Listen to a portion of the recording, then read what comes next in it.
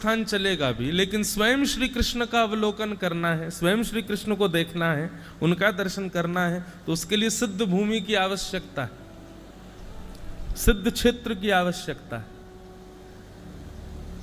आप पुराण ग्रंथ आदि इन सब का दर्शन कहीं भी कर सकते हो, इन सब का पठन पाठन और इनका स्वाध्याय अध्ययन मनन चिंतन कहीं भी कर सकते हो, पर श्रीमद् भागवत स्वयं श्री कृष्ण हैं, उनके दर्शन के लिए, उनके अनुभव के लिए, उनके चिंतन के लिए तो सिद्ध क्षेत्र आवश्यक है। सिद्ध क्षेत्र के साथ सिद्ध गुरु की तपस्या आवश्यक है, सिद्ध गुरु के साथ साथ सिद्ध एक जलाशय आवश्यक है, जिसका पान, जिसका स्नान आपके मन बुद्धि चित्त को पवित्र करेगा, और वो सारे गुण इस भूमि पर विद्यमान है। यहां सिद्ध गुरु भी हैं, सिद्ध भूमि भी है। अरे आप लोग जो यहां रह रहे हैं और जो मेरे साथ भी आए हैं, यहां का प्रसाद भी चतुर्वेदी पाठ करने वाले ब्राह्मण ही अपने हाथ से सिद्ध करते हैं। जो वेद की ऋचाओं में जिनकी जिह्वा, जिनका मनस्थ, जिनकी बुद्धि सदा तत्पर रहती है, ऐसे वेदों का श्लोक का गायन करते हुए वे लोग प्रसाद सिद्ध कर रहे हैं, जो हम लोग पा रहे हैं।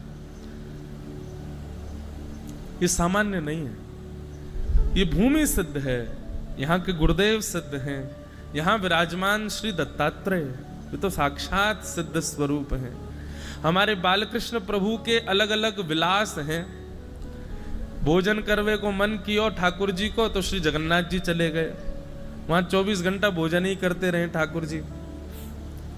सुबह देखो क्या हो रहा है, बोले भोग पा रहे हैं। मध्याह्न में पूछो क्या हो रहा है, बोले भोग पा रहे हैं। रात्रि में शयन के समय चले जाओ, क्या हो रहा है, बोले भोग पा रहे हैं। पूरे दिन पाते ही रहते हैं ठाकुर जी। श्री रंगनाथ दक्षिण चले जाओ, वहां कैसा विलास ठाकुर जी का, क्या कर रहे हैं, बोले पौड़े हैं। सुबह चले जाओ तो पौड़े हैं, मध्याह्न में चले जाओ तो पौड़े हैं, रात्रि में चले जाओ तो पौड़ ही रहे हैं। पौढ़ानाथ। यहां से कुछ ही दूरी पर हमारे प्यारे ठाकुर जी श्री पंडरीनाथ भगवान, श्री विट्ठल भगवान कमर पर हाथ रख के खड़े हैं। यहां क्या कर रहे हैं, बोले भक्तों की रक्षा के लिए खड़े हैं।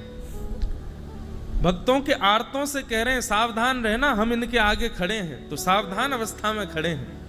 मानो समस्त पापों को, समस्त आर्तों को चेतावनी दे रहे हैं कि तुम मेरे भक्त पर आकर के तो दिखाओ, आगे मैं खड़ा हूं। सब जगह ठाकुर जी का अलग अलग विलास है।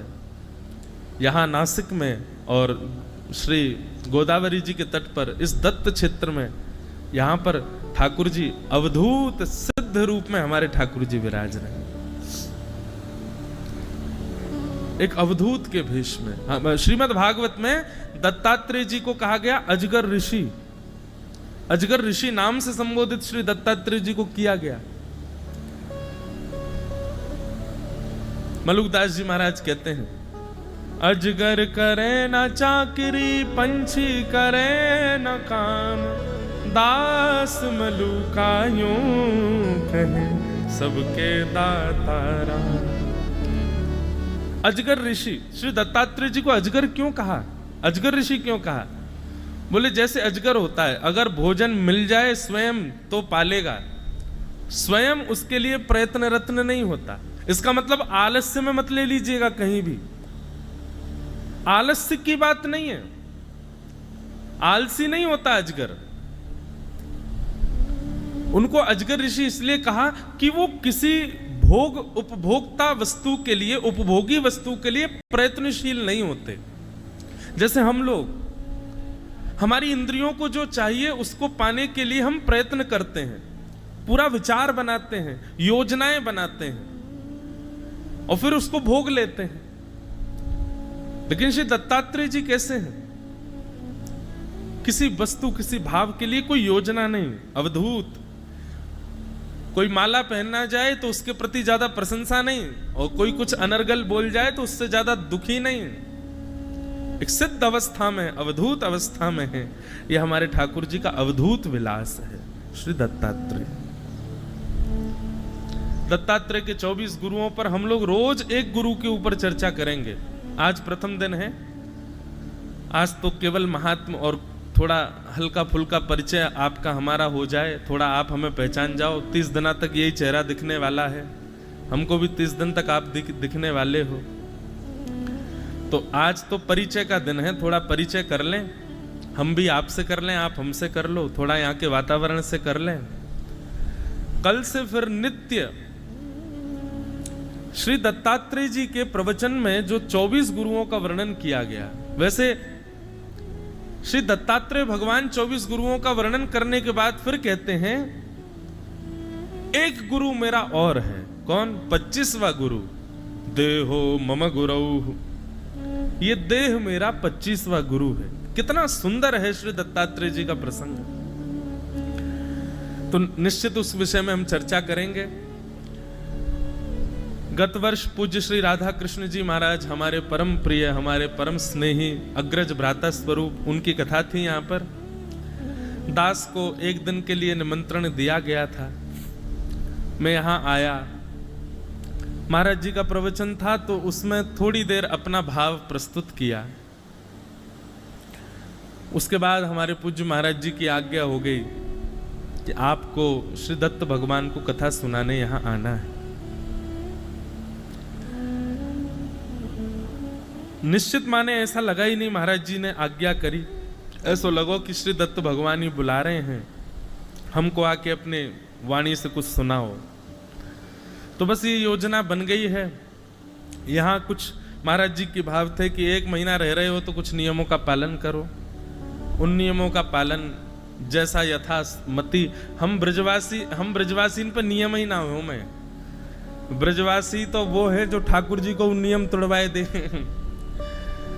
ब्रजवासी तो आनंद अलमस्त रहे। महाराज ठाकुर जी भी ब्रजवासी के डर के मारे कोई नियम पालन कर ही नहीं पाए। अगर ठाकुर जी अपना कहीं ब्रह्म स्वरूप दिखाते भी है ना ब्रजलीला में, तो ब्रह्म स्वरूप को दिखाने के बाद तुरंत ठाकुर जी माया को आज्ञा करते हैं, तुरंत ब्रजवासियों की आंखों से इसको धूमिल करो, ये भूल जाएं, ऐसा कुछ करो। क्यों? बोले क्योंकि इतने भोले हैं, यदि इन्होंने मुझे भगवान रूप में देख लिया तो फिर ये मुझे वात्सल्य रूप में देख ही नहीं पाएंगे। तो ब्रजवासियों के डर के मारे तो ठाकुर जी भी अपना परब्रह्म रूप छुपाए रहते थे, लाला बने घूमते थे। ऐसे ब्रजवासी हैं महाराज जी। अब हमसे जो नियम है जाएंगे, आपकी आज्ञा है, उनका पालन करेंगे। आज कथा के बाद से नियम प्रारंभ हो जाएंगे। स्पर्श का विशेष नियम है, मौन का भी नियम है, सिले हुए वस्त्र न पहनने का भी नियम, आदि आदि नियम है।